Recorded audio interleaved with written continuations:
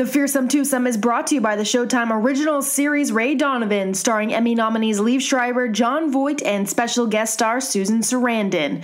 Ray is back doing what he does best, solving the problems and bearing the secrets of LA's rich and famous. Ray Donovan returns Sundays at 9, only on Showtime. Download the Showtime app now and start your free trial. Welcome into the Fearsome Twosome. We have an exciting podcast today. It's all about the Sammy Watkins trade and, of course, Aaron Donald's continued holdout. I'm Lindsey, Thiry. And I'm Gary Klein, and we are back at UC Irvine in the final week of Rams training camp down here on this university campus before the Rams play the Oakland Raiders and then head back to their training facility in Thousand Oaks. Training camp has actually flown by this year, Gary. Last year, the Rams were here for 6 weeks. 3 weeks this time around, but also there's been enough excitement between the fights with the LA Chargers, still weird to say LA Chargers, and then with the Sammy Watkins trade. This thing just kind of blew the lid off training camp. We were kind of getting into the dog days, and then all of a sudden the notifications were coming in that the Rams made what could be considered a pretty blockbuster trade, sending E.J. Gaines and a second-round pick in the 2018 draft to Buffalo in exchange for Watkins and a future 2018 sixth-round pick. It really did change the dynamic, I think, of training camp. As you mentioned, it was there was a lull, and I think you could even feel it with the players, you know, in terms of they'd been out here, they had the one preseason game, but still, it was at that point where, okay, what's next? And then boom, you know, they make the move for Watkins. And it's been fascinating just to not only examine it as we have, but also to read kind of the different perspectives on, you know, whether the Rams made the right move, were they the winner, were they the loser in the trade. But it certainly has injected an element of excitement and anticipation into the Rams season that I think fans didn't have before. Let's kind of pull the curtain back. I think it's always fun when listeners get to kind of relive how the news broke and how it all went down for us. First of all, let's preface this by saying Gary and I are out at training camp every day, and something we've continued to discuss every day is that the Rams really just haven't had that explosive number one guy who can open up the field, who just runs a straight route down the field and gets that big open pass. So it's something that, you know, we knew the Rams needed and that we wondered how they were going to get through this season without. Yeah, and it came at a time where, you know, they had signed Robert Woods. They had Josh Reynolds is hurt. Mike Thomas isn't even going to play in the first 4 games.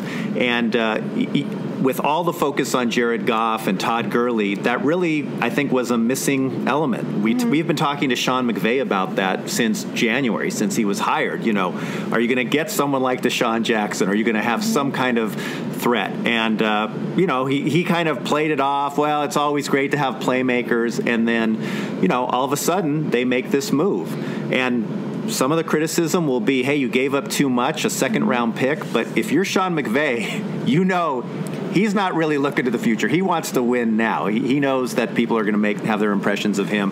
And to get Sammy Watkins, a guy who's proven that he can go deep, I think has them very, very energized. So Friday morning, the news starts to break. You're on your computer starting to flesh out the story.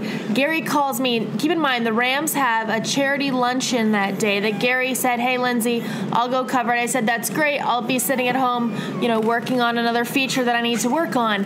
About this charity luncheon starts at 11:45. And I'm thinking, okay, Gary, I mean, if you guys know Gary, he is just a workhorse. He never stops. So the news starts to break. We almost have this telepathic communication where I know Gary's right in the story. I'm just plugging away at what I'm working on. And then all of a sudden my phone rings at 10:30. And I might have gone, shoot. I had a sense that something was going to have to jump into action. Gary says, Lindsey, I'm writing this. I don't know that I'm going to make it to the luncheon, and Les Need's probably going to be there. And I said, Gary, don't worry about it. And then I looked at myself in the mirror, and I'm like, how am I not worried about this? I look like a train wreck, haven't even showered yet. And but I'm like, okay, this is okay. I can in an hour and 15 minutes, I can shower, make myself look like a human being, and get through Los Angeles traffic, and I will get Les Snead. In between my shower and getting in my car, Gary called 6 times because he was like, "Are you sure? Like, are you sure?" And I'm like, "Gary, just keep writing." And it gets so intense, right, Gary? That's a good description of it. It was a little bit wild behind the scenes. It's fun. Behind the scenes is so fun because like these are the moments as journalists that excite us. When these stories break, whether it's a coach being fired, a coach being hired, whenever there's that kind of turmoil, and you have to mobilize and you have to react. Get the troops moving. It's crazy.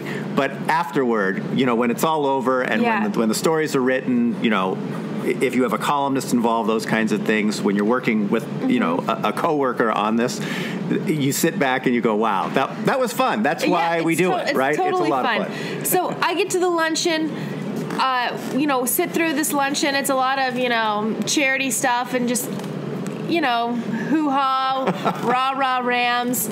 And then talk to Les Snead afterwards. And I know I'm kind of tweeting updates. And I'm sure, Gary, you had to have been driving, I'm sure, at the speed limit down to UC Irvine. So what was it like on your end? Well, it's just the whole dynamic of the way the news gathering business has changed over the years and the way we put together stories. I'm taking your feeds, what you're sending me, adding it to the story. We're trying to update our story all throughout the day. But it was one of those days where it was great to have a colleague to be able to do that, and so that we were able to team up and cover it. And I thought we did a pretty comprehensive job. I'm sure there were some holes that people would have liked some more information about, but it was pretty crazy. And again, Friday that you just think, okay, here goes a Friday. We're in the dog days of training camp. I don't want to say we're getting a little bored, but we're getting a little bored too. I mean, there's only so many times you can write the same thing about what you're watching out on the field. So it was an exciting time, but it's the way news breaks sometimes. It's like we should be ready, but you're never actually ready when something's crazy out of the blue. And this trade, I think, caught everyone by surprise. You spoke with Robert Woods after practice that day. What did he say about it? Well, the word that keeps coming up, even from Sammy Watkins, is shock. I was shocked. Now, depending on who's saying that word, it's interesting how you interpret it. Was Robert Woods shocked because he thought he had left Sammy Watkins behind and he was coming to L.A. to be the number one receiver? Was Sammy Watkins shocked because he thought he was going to play out the season, in Buffalo? And everyone. I mean, I think if you talk to the receivers who said that Sean McVay came and spoke to them, came to the receiver room while they were in meetings before the news officially broke, just to let them know. And, it's really, it's interesting, kind of a study of human psychology, because those are guys, right, that are fighting for roles. And then you think there's a new guy coming in. Right. And really what you're thinking is SHIT. Right? I didn't say it, but look, you're a competitor, but that's probably your initial reaction. I think if you're a star quarterback and you sign and you think, great, I'm going to be here at a college, and then they bring in another 5-star in your class. Yes, you're going to say you're going to go out there and compete and you love competing, and I'm sure everybody loves competing. But truly, do you want to compete against another star? Well, I think if Sean McVay had walked into the quarterback room and delivered that news, I could see how those guys would be celebrating their good fortune. But to go into the receiver room with a guy that high profile, that obviously is going to get a lot of attention. In the end, they all talk about, hey, it's going to make us better. It's going to give us more opportunities. It's going to make the team better. It will. But the initial shock, I think, was probably not, wow, that's fantastic news for all of us, because some of these guys, they're going to have a spot on the roster. Woods, Cooper Kupp, those guys, but the guys that are fighting for that final spot, that could not have been good news. No, not at all. And at some point, you have to also say, wow, to yourself, maybe I didn't get it done enough out here where they thought they had to go find someone. But really, it's just a different skill set. Sammy Watkins is, he's 6'2", 211 pounds. He's listed at 6'1", but he's one of those guys. Sometimes guys are listed their heights and weights, and it's overblown. They're not as tall as they're listed. Right. Sammy Watkins is listed as 6'1", but when he's out on the field, to me, he looks bigger. He looks bigger. So it might also be because the Rams seem to have some smaller receivers. That's kind true. of been what has filled out their roster the last couple of years.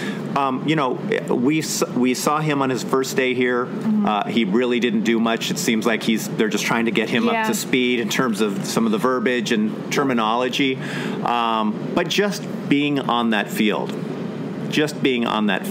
I think changed the dynamic, which is what he could be if he didn't catch a pass for the Rams. Just lining up, if they just told him, "Hey, go line up wide against the Oakland Raiders," that's going to change things. It also changes the dynamic if you're all the other receivers, right? Everyone has to just bring their level of play up a little bit because this is a guy who brings a big reputation, which we'll get into the injury stuff here in a little bit, but we're just kind of fleshing out what he could mean for the offense. And just about the offense, it's going to take him a minute to get up to speed. We spoke with him a couple hours before kickoff Saturday night, and he kind of still had these wide eyes, like, I'm in LA, and he kept looking, and all he could talk about was the weather, which if you've come from Buffalo winters, I'm sure that LA winters are a very welcome thing to think about. But it's going to take him a minute to learn the offense. Of course, being out in the AFC, he did play the Redskins a little bit, so he is familiar with kind of how Sean McVay used his receivers, but it's a whole other thing to open the playbook and learn it. Yeah, and let's stop just for a second here and talk about the weather. Not to get into it, but you're from Seattle. I mean, I grew up in Southern California, so this is what I'm used to, right? And I can't imagine living somewhere else other than for a short period of time and having to deal with snow, having to deal with rain, although we had a lot last fall. But you came from Seattle. So is the weather here when athletes, when people come here and they're asked, is that overblown or does it change you? I mean, you came from the great Northwest. You know what? I might be the wrong person to ask because I was born and raised in Seattle. No, I don't care about the Seahawks over the Rams. Get over it, folks. But I grew up in 23 years of rain. So you don't really know any different. And then I've lived now in LA for the last 5.5 years or so. And you live down near the beach. I mean, I do. I live near the beach, which you get a lot of marine layer down there. I kind of dig that. But yeah, I also lived in Montana, and it was miserable to have to go out and start your car 20 minutes before you wanted to leave if you didn't have a garage to put it in, to just scrape ice, and you'd walk outside and your nose would freeze, like the snot inside your nose would actually freeze. It was painful. How do you defrost that kind of situation? Well, you get in the car and you just hope that you warm up really quick. So I can see why if you've spent several years in a tough climate, especially as an athlete, playing football, you don't necessarily want to, if you're hurt and you're in the cold, I mean, those injuries, they stiffen up. I had turf toe from 2005 that when I lived in Montana, my turf toe, it would seriously be aggravated, and it would sometimes be hard to walk just because injuries in the cold are just a little bit tougher. Yeah. How did you develop turf toe? Playing volleyball. I was going to say, being on television, I didn't make that connection. No, when I was playing volleyball, I pushed off on my toe. The injury was when I was in college. Okay. But anyway, I think that weather sometimes is overstated, but it is pretty nice in Los Angeles. I do miss the seasons, and I'd imagine some of these guys have actually even told me it's so weird when it's around the holidays and there's palm trees and there's no snow and it's still sunny and people are like, let's go to the beach, and it's Christmas Day or you're in the middle of Hanukkah and you're going to the beach. It doesn't make sense. Yeah, well, it's like I said, for most of my life, this is where I've lived. That's why you got that great deep tan, Gary. No, but when athletes come here, I know there are some that say, "Oh my God, quit getting them to comment on the weather," but it's difficult. They bring it up themselves because they can't help but to know that in Los Angeles, it's always typically sunny. Right, and some I think sprinkles on the 405 today. I did when I was coming down here as well. I'll tell you, it's a little bit disheartening to me that this new stadium in Southern California is going to be indoor. I know. I mean, well, here's their sell on that. Their sell is that the side of the stadium. It's open and the breeze is going to come through. Okay, the breeze isn't coming through. Or even if it is, they're going to have the transparent material on the roof so you can see the sky. But this is, come on, Southern California. You can't play football in an outdoor stadium of all the places. I expected them to say that it was going to be a retractable roof where almost it would keep it cool if it was, too hot. Which in Inglewood it doesn't get too hot because you are close enough to the ocean.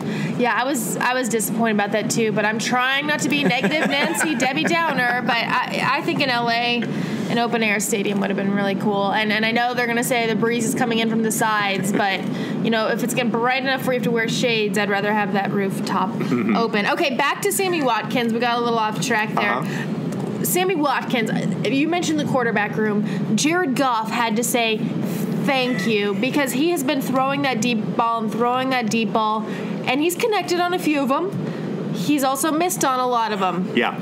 Let's talk about Jared Goff during training camp. I mean, I think we have been completely objective, and I think he's had some nice plays, but it hasn't been. No. It has not been a training camp where he's setting it on fire, where we're standing on the sideline going, wow.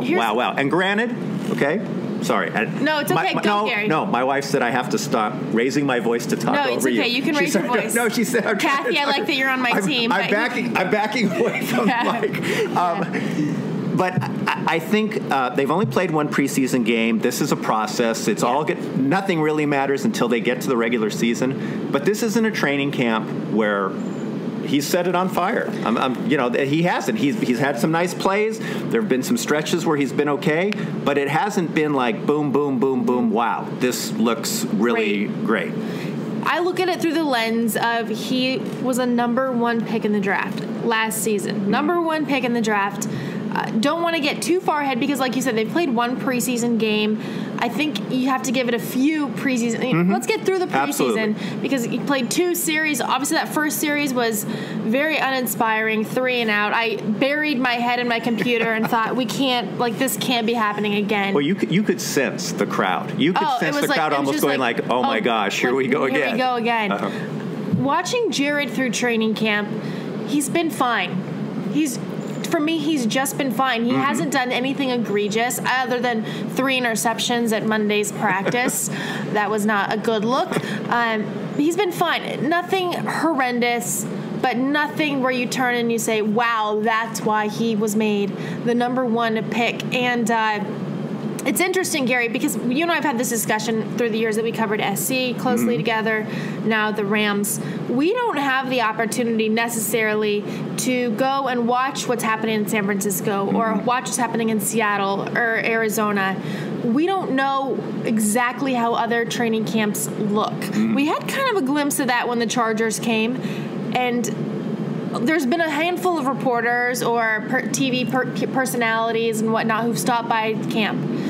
Usually have a discussion with those folks, and the consensus from most of them, a good majority, is that Jared Goff just doesn't look the part, hasn't performed to the part in the snippets of training camp that they've seen. Well, I think some of the stuff that was written, that was broadcast before training camp began, I thought maybe was a little off point, that people were writing him off as like this was a major mistake, it was a bust, because I still think 7 games under the circumstances that the Rams were operating last year was not a realistic sample. And he's going to be the guy. He is going to have the opportunity this year with an offense that has proven successful, and now with the weapons. I mean, Sammy Watkins, Todd Gurley, Andrew Whitworth at left tackle. The Rams still have some holes, no doubt. Yeah. But those are 3 pretty prominent pieces, that you can add to Robert Woods and some of the other people that they've got, the other offensive weapons. So I think we're going to get a much better read on Jared Goff, and I think he can be successful. Maybe he'll be fabulously successful. I don't know. But to this point, it just hasn't been one of those situations over an extended period of time where we've walked off the field going, wow, okay, that's starting to look like something. Yeah, I don't want to harp too much on it. It just you don't say wow.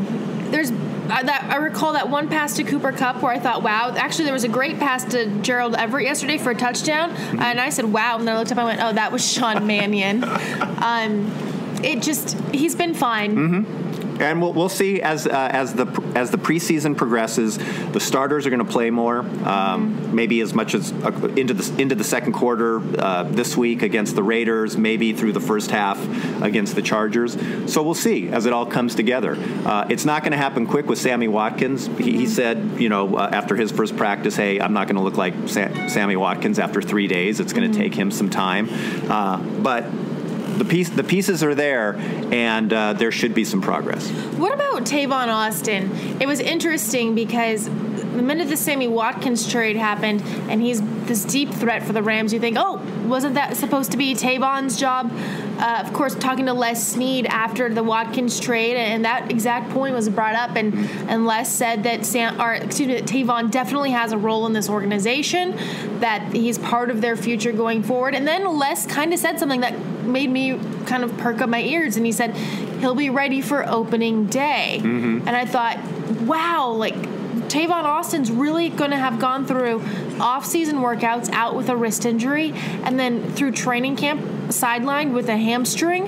Now, Sean McVay the next day kind of I don't want to say the next day, but a couple days later kind of softened that and said they're not quite sure.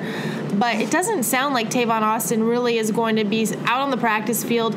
Maybe, I'd be surprised, but maybe a few preseason games there at the end or a few snaps. Well, maybe. I mean, think about it. Sean McVay said he's not going to be out there this week before the Raiders game. So is he out the week before the Chargers game? Have you seen him out on the field? He's out occasionally. I mean, I've seen him out there. I haven't seen him doing, any drills or anything like that. And it's a hamstring. He's a speed guy. Totally get it. And they don't want to mess with it. But when you think about it, but really after that Chargers game, going into the fourth game, no one's playing. No starters are playing in that game. That's to get the last look at the guys that may or may not survive that cut from 90 to 53. So as you say, are they really going to go into the season without him having really done anything? To me, it's like Sean says, we need at least this amount of time to get Sammy Watkins ready. And as he was saying that, all I could think of was, I get Tavon Austin's been in the meeting rooms, but how long do you need to get him ready? Because you just don't trot a receiver out and expect that connection to happen automatically. So when is that connection really going to develop? Well, maybe. I mean, the only thing that they can kind of hope for at this point is that Watkins fits in, establishes himself. Robert Woods plays his role. Cooper Kupp plays his role, and everyone else playing their role. And really, Tavon Austin goes back to being, for lack of a better term, the gadget guy, right? I mean, $42 million gadget guy. I'm just saying, maybe with Lance Dunbar that's another not coming, apparently not getting better with that knee injury, maybe Sean McVay folds Tavon Austin into that role where he's catching balls out of the backfield. In high school he was a running back. It wasn't until he got to West Virginia that he became a receiver. He was a terrific high school running back. High school. Yes, I'm just saying. So he has a background coming out of the background. Sure. I'm not saying that's where he's going to be the best use in the NFL, but he can do that, and he's shown through the course of his career that he can run the ball. So his role, I mean, it really changed overnight when they traded for Watkins, and that had to also tell you. I mean, part of this obviously is, hey, we have an opportunity to get a guy like Sammy Watkins, but part of that also had to be there was some uncertainty whether Tavon Austin was actually going to be able to be that vertical threat. So. Now, I think we've spoke pretty positively about the Sammy Watkins trade, but if you look at kind of the other side of it, Sammy Watkins is kind of like almost like a refurbished washing machine. I don't know. I know, right? I'm in the market for a new washing machine. And some friends said, oh, go to the Sears outlet and just get a refurbished washing machine. My mother said, I did that once. Don't you dare. You might get the worst one. Some friends say it's been the best thing and I saved money. So it's kind of one of those things where Sammy Watkins has had some serious injuries that have foot injury. That's serious for a speed guy, for a receiver. So the Rams say he's healthy. This is the reason why the Bills didn't pick up his fifth-year option. So they're taking a chance. Like, this is kind of a guy who's been broken down, fixed up, and they hope that he can perform at his highest level, if not higher again. And then there's the other side that says this guy's had some reoccurring problems. Are you really taking on, someone else's broke down machine? Right. And do you like the washing machine? I like it, but I want to say, and I'd love listeners' feedback on this, because I can't stand these front-loading, the new age washing machines. I like it on the thing. You open it on top, you put it in the tub, you pull it out. Yeah, I like that. I can't stand this. I can't stand the front load. We have one, and it's like the bane of my existence. Cannot stand that. But anyway, he does. There are some concerns there based on his history. He's had 2 foot surgeries. Yep. He had a hip problem. He's had other injuries. But when he's been on the field, I saw a graphic. I'm not quite sure if it came from the NFL Network or ESPN, but someone did a graphic kind of comparing his first 4 seasons of production and Julio Jones. And it's very, very similar. Very similar. So, and Julio Jones, I watched him up close. Amazing athlete. Right. So if he's on the field, he's going to be productive, especially in this offense. But if he's not able to stay on the field, the Rams are going to hear about it. Yeah. Well, and they're going to hear about it anyway. I mean, they're going to hear about it, especially, depending on how the season goes, when the draft comes around next year and they don't have that second round pick, they're going to hear about it then. But those are, I think, again, on the one hand, you have to kind of give them props for making the move. And then it was definitely something they needed. There was no doubt. But on the other end, and we'll see how it plays out, that could become, a costly pick. It could be. Another costly situation, depending on which way you look at it, is the Aaron Donald contract. It's either going to cost the Rams a whole lot of bucks, or either way, it's going to cost Aaron a pretty good-sized check with the fines he's collecting. But Aaron Donald now, through more than 2 weeks of training camp, is still a holdout, and really, there's no end in sight. You'd think that he'd be here for that first game, but at this point, there's really no buzz from either side about this thing is getting close. Right. I still am of the opinion that he will be here before the season starts. That others will say you're nuts. That's this is they've drawn a hard line. They're obviously not. He's not coming. What's the hard line? I mean, it's the hard line. Great, he wants all this money. So what? He's going to sit out this season? He's under contract for 2 more years. Yeah. This is. And I don't buy the argument of some who say, well, gosh, the Rams defense looked really great against the Cowboys. Come on, the Cowboys weren't playing anyone. Yeah.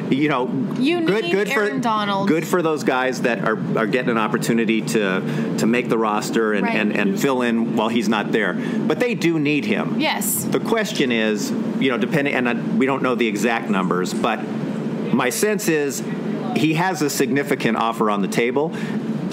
And I guess, that in terms of what significant means, does that make him the highest paid defensive player of the NFL? Does he want more than that?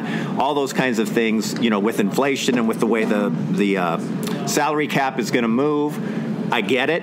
And he should, and his representatives should be trying to get him the best deal possible. But he's under contract for 2 more years. And as you mentioned, is he going to sit out the whole season and then sit out another season? More money at the end of the day. I mean, maybe they will force the Rams' hand at this point, though. I don't think it's at that point for the Rams where they're going to move off wherever they're at. And we once again bring up, fans are saying just pay the guy, but these same fans are going to get pretty angry when they have money, when they don't have money to pay anybody else. This isn't like baseball where you just pay the luxury tax once you blow through the cap. There is a finite amount of money to go around, really, if you look at the NFL, it's bad business to pay a player an exorbitant amount of money. I mean, which he's going to get anyway, but over-the-top money for a position that really just, it makes an impact, but it's not making you win or lose games. It's just not the same as a quarterback. Right. And the Rams can get creative. NFL teams can get creative in terms of how they maneuver around this and how they structure it so that it counts against the cap or doesn't, and they have outs, all kinds of creative things. The Tavon Austin contract after the 2018 season, I mean, even in the 2018 season, the Rams aren't going to take as big a hit, and they could be free and clear of that after 2018. But now, you add into this mix, you already got guys like Alec Ogletree and LaMarcus Joyner who they've talked about, wanting to extend. Now you've got Sammy Watkins who's here, and because the Bills didn't pick up his 5th-year option, This is the final year of his rookie contract. He's going to become a free agent if he doesn't agree to a long-term deal with the Rams before that at the end of the season. And so if, in fact, Watkins is everything the Rams hope he is, they're going to have to pony up to pay him. Yeah. And to be quite honest, a receiver like that can have a huge impact. on your quarterback and everything else. That kind of guy can have a huge impact not only on the game, but on the marketing of your team, which is also a battle that the Rams are very much fighting for in Los Angeles. Yeah. So for Aaron Donald is an important part of the defense, but at some point this holdout just... Yeah, or whether he comes back and doesn't sign a new deal and plays on this old contract, which seems unlikely, but with 2 more years on that deal, it seems like the Rams, on some level, have the leverage. You know, we'll see what happens with the defense. With the loss of Dominique Easley, we haven't really seen the Rams face a top-notch offense. Right. Dallas, well, that was no deal. Oakland will maybe be a better sense of where they're really at without him. And you can be sure that the Rams will be, after that 4th exhibition preseason game, when the cuts come, they're going to be scouring those cuts for defensive linemen. They're not going to find someone like Aaron Donald, but they're going to look for ways to increase their strength at that position. Gary, how about that preseason game against the Cowboys? The Rams won 13-10. Winning and losing hardly matters, though, in the preseason. It's really just about seeing what guys can do. Sean McVay was his first game on the sideline. He said that, kind of went as he expected. He definitely figured out where, there were some hiccups or parts of the game, portions of the game, I should say, that weren't as smooth as he would have anticipated. And it's going to be an ongoing process for him. As much as we kind of focus on the players and how they're doing, how's the quarterback looking, how's the running back, all those kinds of things, Sean McVay, this is the first time he's had to be in charge of the whole team during the game. He's used to, hey, the offense comes off the field, let's talk, offense. Let's look at the pictures, let's figure this out. And he acknowledged, he's got to be paying attention to what's happening out there. And I didn't see it because I was already having to write because of our early deadline and whatnot. 9 p.m. deadline on a Saturday night. Just in case anyone is wondering why Gary and I seem to be MIA. Things as routine as looking at the spot of a ball, right? At where the ball was spotted. Should I challenge that or not? I think those are the kinds of the mechanics of all those things that you need to be aware of as a head coach that you weren't responsible for long checklist. As the coordinator. This preseason is as important for him, I think, as anyone. I would definitely agree with that. And he made mention that, kind of the flow between series, and all of a sudden you can't turn to the offense. All of a sudden it's either your special teams is out there or your defense is back out there. And especially for a guy who he's not shy, he loves the offense. Right. And suddenly you have to really ramp up your interest in what goes on special teams and defense. Not that he can't delegate some of that, but as the head coach, you need to be very aware of what's going on in all 3 phases of the game. Yeah, and I know we're going to get to this, when they had the joint practice with the Chargers and all those fights were breaking out, the way the Rams set this up, they were on 2 different fields. So McVay kind of had to go back and forth. And he didn't really get a chance to monitor the first offense like he normally would. And we asked him about it afterward, and he said, I just want to be mindful of the defense and everything, what was happening on both fields. But you could see, just in his body language, you could see when he was coming back to the first, offense, that side, it was like killing him that he hadn't seen what had been going on. And granted, he'll see it, he saw it on film and whatever.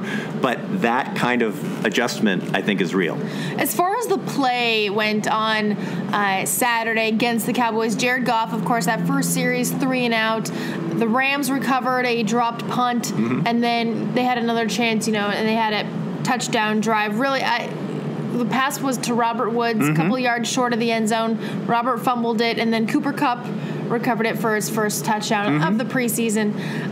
But as far as standout players go, I know Cooper Kupp had some nice catches. Gerald Everett looked pretty solid, and Gerald Everett really had a nice training camp, which has been a pleasant surprise after he was kind of a there was no buzz around him when he was drafted, and then obviously his comments when he got to camp were funny. And I'm not saying he's anywhere near Jordan Reed and Vernon Davis level, but he's making great progress, and maybe he really can be a great tight end of the future for the Rams. But a guy that I know you and I have watched for several years, and Sean McVay, you asked him at the press conference on Sunday, did anyone stand out? And he chose to bring up Justin Davis. I know some Rams fans, some other NFL fans have on social media replied to Sean McVay's statement there when he said Justin Davis, and they said a guy who puts the ball on the turf twice in a preseason game would likely be cut after that game. And yet Sean McVay stood up and said, hey, I liked what the kid did. Well, Justin Davis, I think, was fortunate, number one, that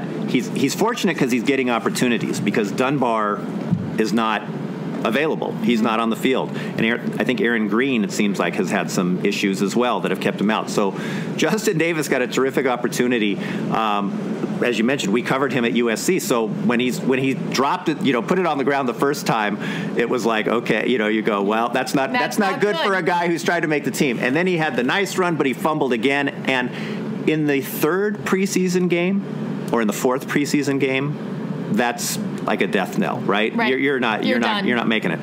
But in a weird kind of way, I think he benefited from the fact that it's the first preseason game, and after McVay went over and talked to him, he didn't fumble again. Now, if that continues through the preseason, he's kind of written his own sentence. But if he comes back in these next few games and performs at that level or close to it and doesn't fumble, well, then the story becomes, he broke off a 16-yard run, 32-yard run. Right. And the story becomes, that's how he handled he came back from that. Right. A rough beginning. I think he even told you, the first time he was hit, that was the first time he was hit in the NFL. They don't do live tackling out here, not even in their scrimmages with the Chargers. That was a shock. He kind of looked at me, and I've obviously known Justin for several years. And I said, Justin, you fumbled the ball twice.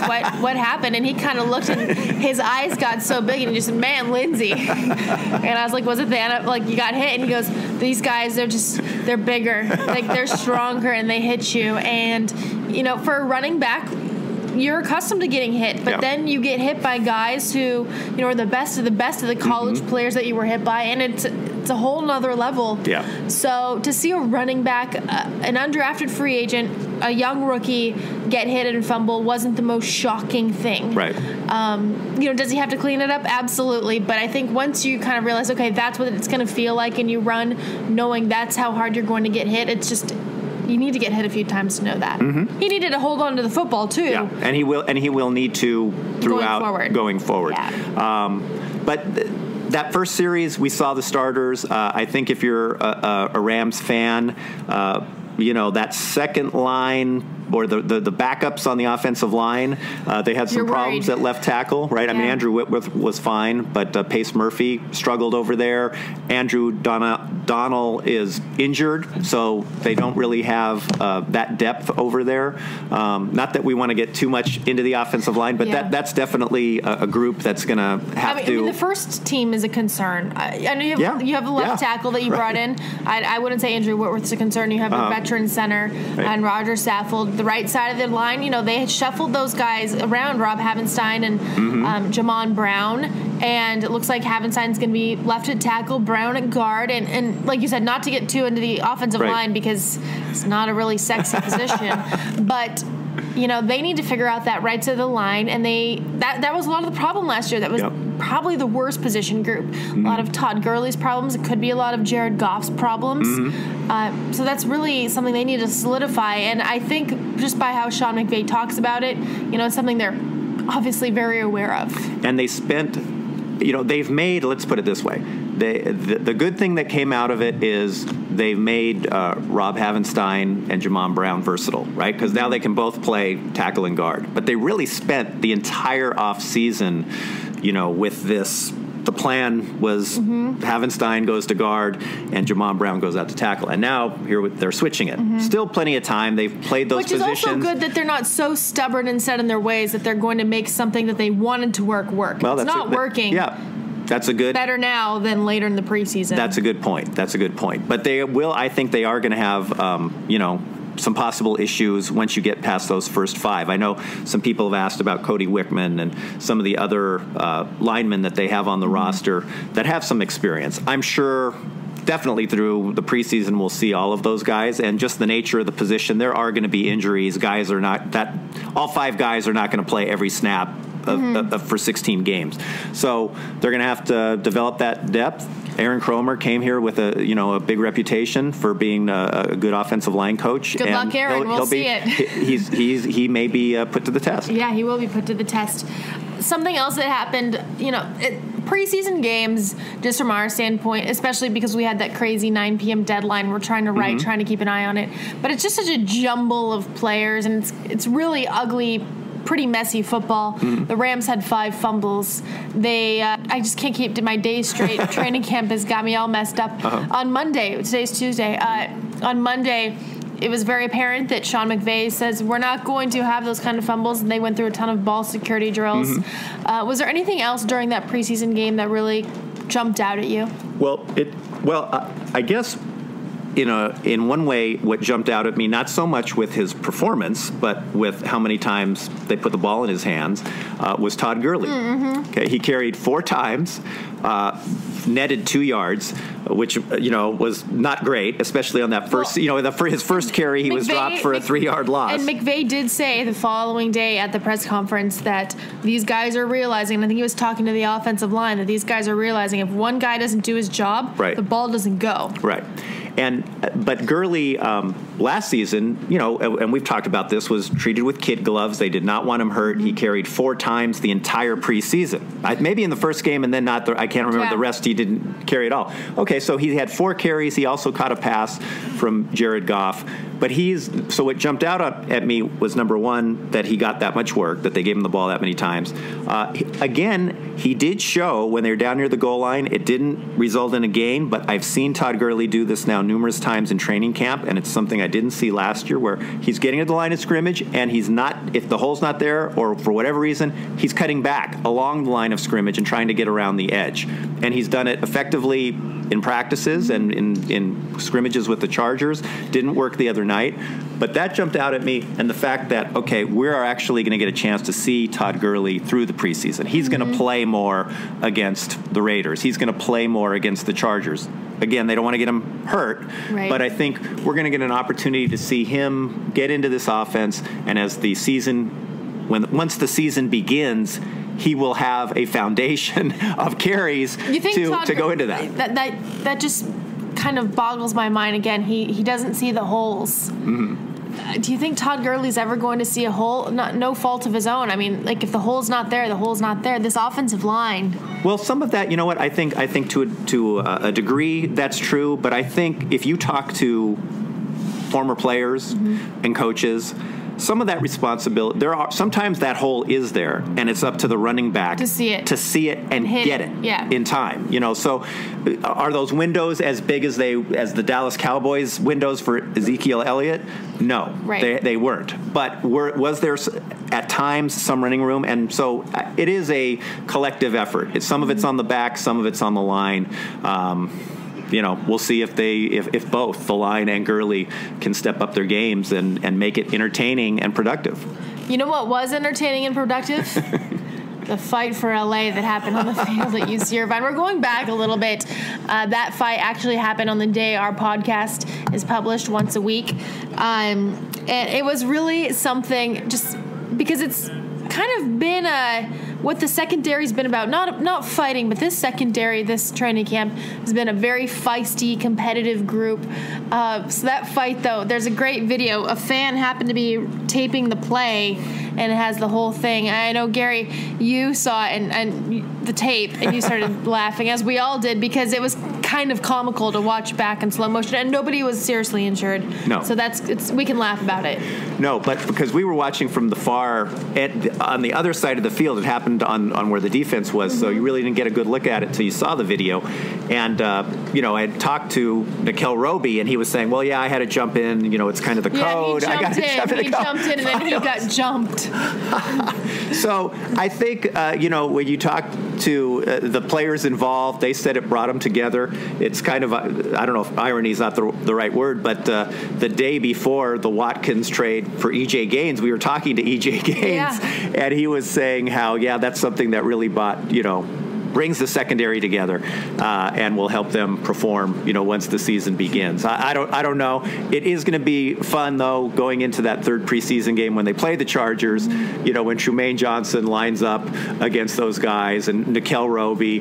Gaines is gone, so he won't be in it. But the best part, so it's Trumaine Johnson and Dontrell Inman going down the field. Ball doesn't get caught, not even close to being caught by Inman.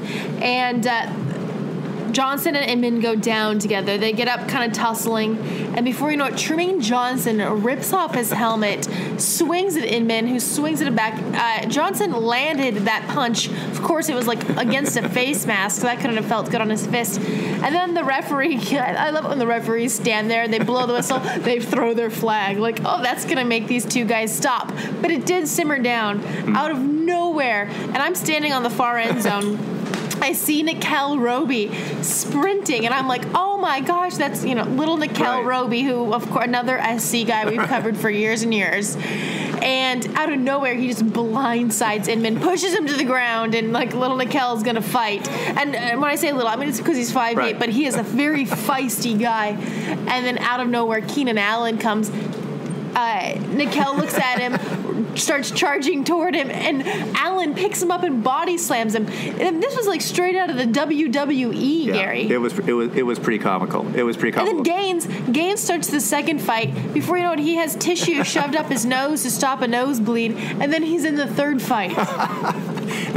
And then the funny part was talking with them afterward. Trumaine Johnson and that was great. and Nickel Roby Coleman told you. I don't think they had told anyone else this, but they said Phillip Rivers, the Chargers quarterback, was the guy that was talking. I'm standing on the sideline, and I don't want to repeat what I hear on the sideline, but I was like, oh boy, that sounds intense with Phillip Rivers.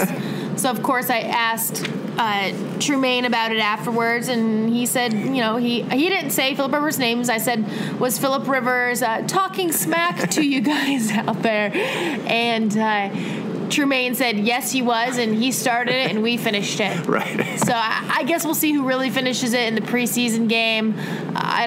That's coming up in a couple weeks. It'll be interesting to see. Also interesting is going to be if any Chargers fans go and get those tattoos. Their organization offered free tattoos at some tattoo parlor, and I know that Johnny Hecker, the Rams punter, got in the action and said, I will pay for the removal of those tattoos, and comment on what kind of marketing scheme it was, and that he thought it was less than brilliant. But it's the banter is getting kind of interesting after these fights. I think the Chargers and their fight for LA thing, that's it wasn't, as it's been explained to me, they're not trying to incite a fight against the Rams. It's more fight to capture Los Angeles. When there's the beach, there's Hollywood, there's all this other stuff. They want to capture the city and make the city love the Chargers. But I think if your marketing slogan needs that kind of explanation, then maybe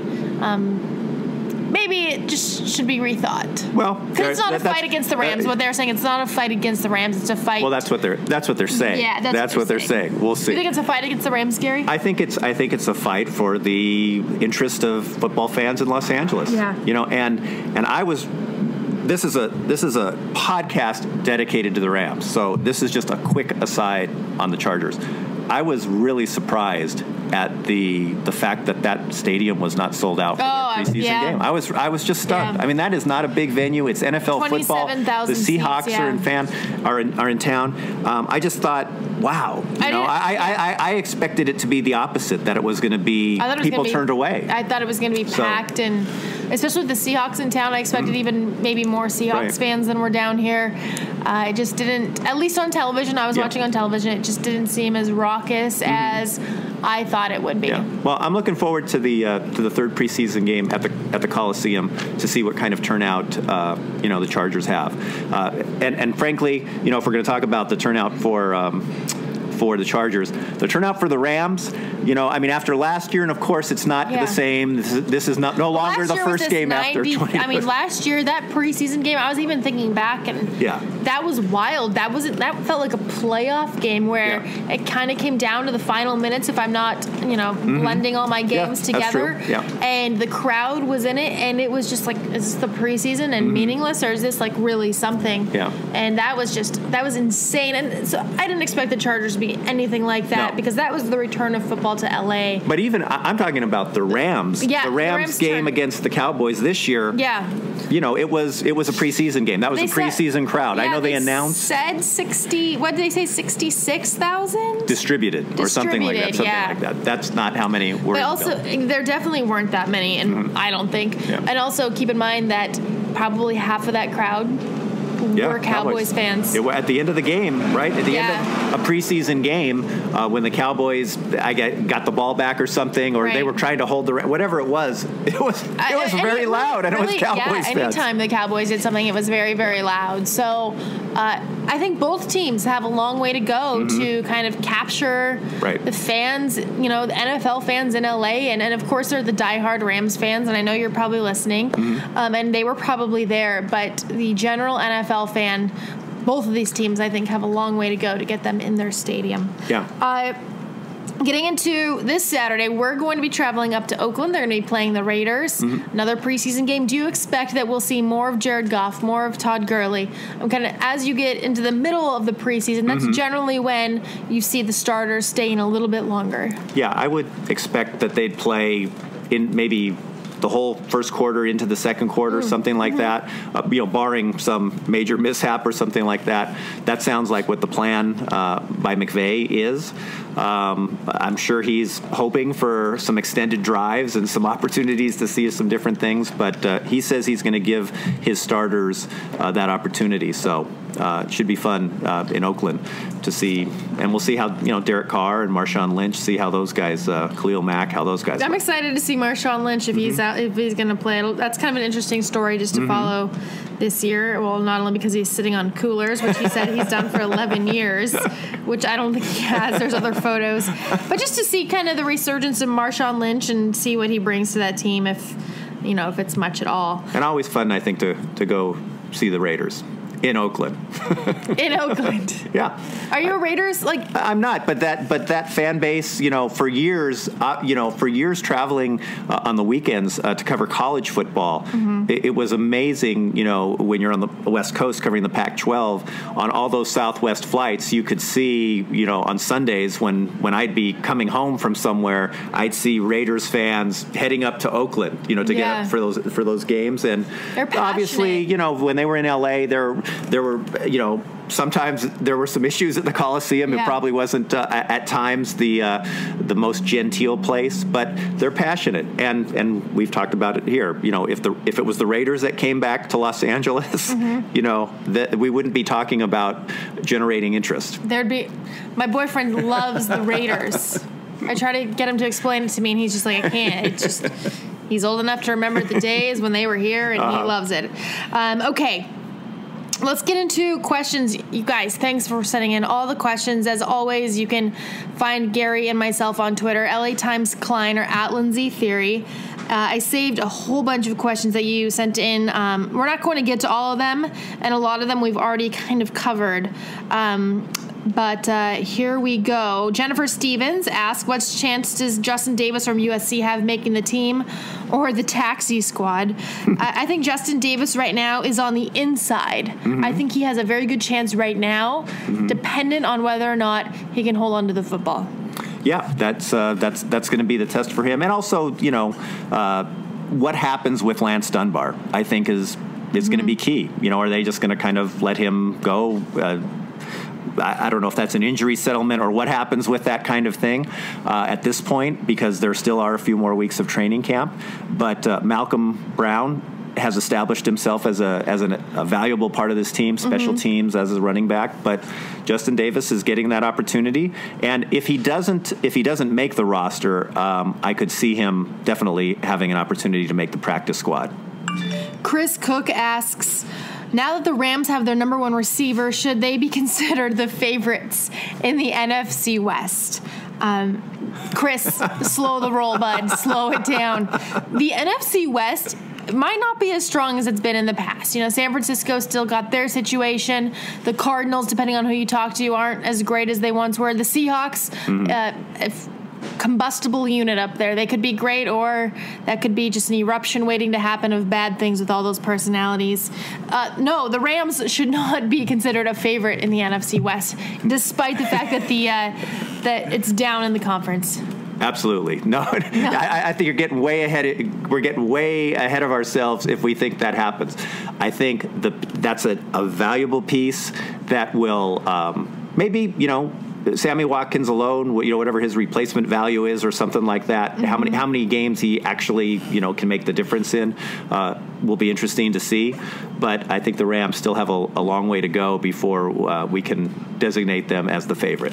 Stephen Conway asks, why does the media in general refuse to give Goff the benefit of the doubt? Well, we're not in the benefit of the doubt business. We're in the performance business. Like, what you see is what you report. And frankly, I think, people might criticize me for giving him too much of a benefit of a doubt. I feel like we have to let this season play out before we can make any real judgments about Jared Goff. 7 games under those circumstances is not a fair evaluation in my mind. Mm-hmm. Now he's got an offense in place that actually has proven to be productive. He's got some pieces. Now after this season, let's make an evaluation. Yeah. So I think he has been given the benefit of the doubt. The fact that after a practice we're tweeting about the fact that he had 3 passes intercepted, if Jared Goff has 1 pass intercepted in a practice, I don't think, that happens, right? Things happen. And yes, at this point in training camp, the defense knows the routes. They know the tendencies. All those things play into it. Mm-hmm. But when your starting quarterback has 3 passes picked off in full team drills and 2 others that might have been picked off if the defenders had made the play, that's noteworthy. And that's not being overly critical and saying he can't play or they need to get rid of him or bring on Mannion. It's just that's what's happening. That's what's happening at this point in training camp, mm-hmm. and they need to address it. Yeah, and just the media in general, I don't think a lot of the media is out to give the benefit of the doubt. They mm-hmm. evaluate based on what they've seen, mm-hmm. and that's where people stand. Unless there's something about the guy that has a ton of upside or is this super raw talent, but just the Jared Goff narrative, that's not really been mm-hmm. the Jared. It's just not the narrative with him. It's for better or worse. We wait and see. Yeah. Wait and see. Matthew, I hope I don't say your last name completely wrong. Jurgai? Juriki, maybe? Maybe that's mm-hmm. it. I thought Morgan Fox was the most disruptive defensive player on Saturday and Longacre. Do you see him getting a chance with the ones this week? With the ones? Well, probably not. I would say probably not, but they may mix it up a bit, right? I think it was Michael Brockers and Ethan Westbrooks and Louis Trinca-Passat in the opener. That was their 3-down linemen. Mm-hmm. They may mix it up. Maybe Morgan Fox does get that opportunity. Longacre, they both did play well, but I think those are guys that, again, once the Rams get to cut down day and they're looking for other really established or proven guys that don't make a roster for one reason or another, mm-hmm. I wouldn't be surprised if they're stacking their depth that way. Hey, Morgan Fox, I remember him last year in the the final preseason game against the Minnesota Vikings. He was terrific. He had a great game. William Hayes said he definitely has to make the roster, and he ended up, I think, on the practice squad for part of the season and was activated a few times. Mm-hmm. But he's a guy from a small school that's made a big impression and definitely a hard worker and may find his way. Dave Koga asks, Pace Murphy looked horrible on Saturday. Way to put it nice, Dave. Do the Rams have another backup for Whitworth at left tackle? And if not, are they currently looking for one? Great left tackles aren't super easy to come by in the NFL. And the Rams definitely know that the offensive line is a concern. It has been a concern. They addressed a lot of those with the first team. once you start to get into the backups, it's another situation. I don't think that. I mean, I'm guessing they're active. They're always actively looking for players that they can add. But at this point, with Donnell injured, I mean, the Rams do have an out in terms of Roger Saffold. He could move to left tackle, and someone else could play guard. They don't want him to do that. They want to keep him at one position. I'm sure he just wants to stay at one position. Although, if you can establish yourself at left tackle, you can make a lot more money. So we'll see. But I would guess at this point that that's their best option if something were to happen to Whitworth and they didn't have confidence in Pace Murphy. Alex asks, we haven't heard much about Ewan Price. Let me reread this. Why haven't we heard more about Ewan Price? Impressive performance. At times he looked dominant out there. Ewan Price is the third team outside linebacker. It's probably why you haven't heard more about him. Well, and he is a rookie, but he did, he was active out there. I don't know that you're going to hear all that much about him. The coaching staff didn't bring him up. We gave, Sean McVay an opportunity to kind of identify people he thought really stood out. He wasn't one of them. That isn't to say that he didn't have a great game and make a great impression in his first time out there. They drafted him because of his pass rushing ability and his ability to kind of make it nerve-wracking for the offense. So he'll get more and more opportunities. I think he's one of those guys as the preseason goes on that will focus on more to see if his role is really going to be one that's going to be significant. Eric Litzer asked, did the offensive line lose precious time experimenting with Brown at tackle and Frankenstein? I think that maybe it was autocorrect. Havenstein at guard during offseason and early camp. Thank you. They lost time, but they were also, that's kind of the time when you want to check. Mm-hmm. Maybe they thought they could have found a great combination. They didn't, so they changed them back. But I don't think that, losing precious time, does it set them back a little? Perhaps. But they also thought they maybe had a good chance at finding a great combination. So I don't think it's a wash. I don't think it's anything to worry about. Yeah, if it was two guys that had never played those positions, then I would say, wow, yeah, that is time that could have been better spent. But Havenstein started at tackle for 2 seasons. He's just going back to where he was. And yes, in terms of footwork and all that kind of stuff and how quickly things happen at guard compared to tackle, it's different. But he's going to make that adjustment. All right, Calvin Ward asks, will Cody Wickman get some snaps with the first team at right guard? Thought he helped open some holes for Davis. I think he'll be competitive. Is he going to be starting? I wouldn't think so. I think it's still Jamon Brown. But Wickman I could see him becoming a valuable part of that offensive line just because of his ability to play probably both guard spots. G. Mathis, this is a great question. The patchwork uniforms look ridiculous. Oh, here we go. I love helmets uniforms. And pants with St. Louis jerseys. Can Rams pay the NFL fines and fix this mess until 2021 rebrand? The rebrand should be happening in 2020 when that new stadium opens. Although they've said that it could happen before. I'd be stunned if it does. Yeah. Last I spoke with a couple people, they said it's all planned to roll out at the same time. Look, I agree wholeheartedly. The St. Louis tops, these new bottoms, the navy blues don't all match, which don't match the helmets. I do like the white and blue helmets, but it's just the fact that they couldn't get these navy blues to line up drives me insane. But does that really show up for you? Did you notice that during in the photographs? Right. It did during the game. It didn't so much. But Gary, we can write about any topic on this team. The question that always comes back to is the uniforms. Right. If we put uniforms in the headline of any story, that thing gets clicked on. That's clickbait. And people just love it.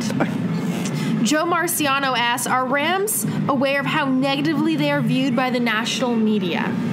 Joe, the Rams are very aware of what everyone writes. Coaches are aware, players are aware. They'll all sit there and say they don't read it.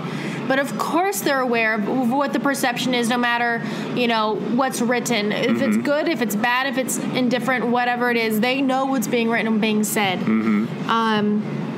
I think those, we don't do them, but the power rankings, I know several different outlets do power rankings, and the Rams are if they're not in the 30s. They're in, the high 20s. At least they have been. So they're aware of that. Do they really care? I mean, I don't think at this point they do. If they did, I don't. You're right. I don't think they care because there's nothing they can do to change it until they get this thing rolling. Exactly. It is what it is. You have to take the punches when. And they're living in, obviously, the bubble of their organization. They are very excited about McVay. They, no doubt, very excited about Sammy Watkins and what that might do, for their team, and Wade Phillips and what he's done. So I think at this point, Joe, just because the Rams have been under 500 for so long, they're well aware of it, and I'm guessing that they hope that at this time next year it will be different. But they've got to go out and prove those naysayers wrong. T-Man asks, hey, Tommy, how you doing? Lance Dunbar has a prior history of knee injuries. Was he injured in Rams training camp, or is it believed to be a non-contact recurrent? Gary, I know Lance Dunbar is this name that gets floated out there, but it's kind of like this fictitious character of who is he, because the Rams brought him in free agency, and yet he hasn't been able to go. Yeah, he was out during off-season workouts. I'd see him on the sideline, standing with some other guys that were out. It's not clear to me whether this is the residual effect of the major knee injury he had with the Cowboys, or if it's something that he tweaked during the time he was able to do some things with the Rams. But there's no question that he was part of that puzzle that they were trying to put together as a kind of change of pace back for Todd Gurley, and he just hasn't been able to do anything. So I'm not sure what his future is this season. Gabe Hernandez, final question. What's going on with Robert Quinn, and how come nobody talks about his injuries? Well, Robert Quinn has been out here. He has not been sitting out because of, he can't perform, he can't do anything. He's been involved in drills.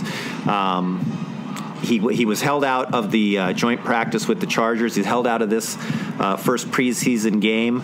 My sense is that that's more of a precautionary thing because of his history, especially, I think, the back. When you have back surgery and you're a defensive end. Back injuries are a very serious thing. And his game was his flexibility and what he could do, his bend, what he could do with his body.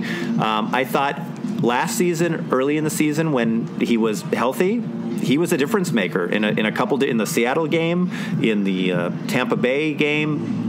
He could do some things. But, he's getting a little older. I think they're going to be very mindful and very cautious with him in terms of getting him to the season. But that is, I think it's a good question in that I would expect to see him at least taking some snaps at some point here during the preseason. And if this goes along and he's not, then I think it raises the question of okay, what's really going on? Gary, we hit the road for the first time of the season this weekend, being in the Bay Area. That'll be fun. Is there anything you have to do when you're in the Bay Area? Well, my son goes to school up in not far from Oakland, so it'll be fun to see him. Maybe buy him dinner or something. I'm sure he'll want me to buy him lunch, breakfast, and everything else too. But that's always fun. I don't know. It's just good. It's just good to get out of the bubble we live in here during training camp and stuff and get to a new stadium. And for us, frankly, the preseason, when the season ended for the Rams, at the January 1st, whenever it was last year, and then I kept covering the playoffs and into the Super Bowl and stuff. But the preseason is valuable for us too. Just getting back into the mechanics of getting to the stadium hours and hours and hours earlier, figuring 6 hours if you're Gary Klein, figuring out the parking, and just also again the mechanics of meeting that deadline and what operationally what we do. Form, you guys. You don't want to know what we're like in mid-season form. So that's fun. That's valuable, and this will be good to be on the road and have to negotiate all those kinds of potential roadblocks on the road. I just like to see the Sea Lions at Pier 39. So other than hopefully what is an entertaining football game, as long as I get down to see those Sea Lions just for a minute, I'll take the BART over there to San Francisco and check out those Sea Lions. All right, that's going to do it for us today. You can follow Gary on This is crazy. This is wild. You can follow on Twitter, Instagram, and Facebook.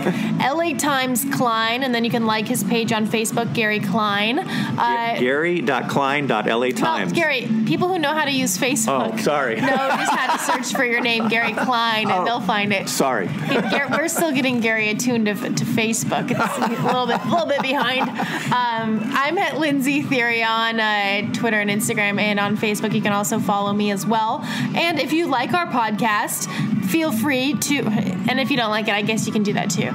Feel free to rate us on iTunes, leave a review, and as always, you can always let us know what you like, what you want to hear. And also, Gary and I are contemplating starting to have guests on the podcast, because as much as we love to hear ourselves talk, we're certain that there's probably a few people you'd also like to hear from. And as our podcast grows, we think we might have the clout to get some guests to speak with us on the podcast. So feel free to offer constructive criticism and suggestions for guests, whether they're related to the Rams or otherwise. Yeah, we'll see you next week on the podcast. In the meantime, there's some videos that'll be going up on the LA Times. You can subscribe to the LA Times YouTube, which has a nice Rams playlist on it of videos.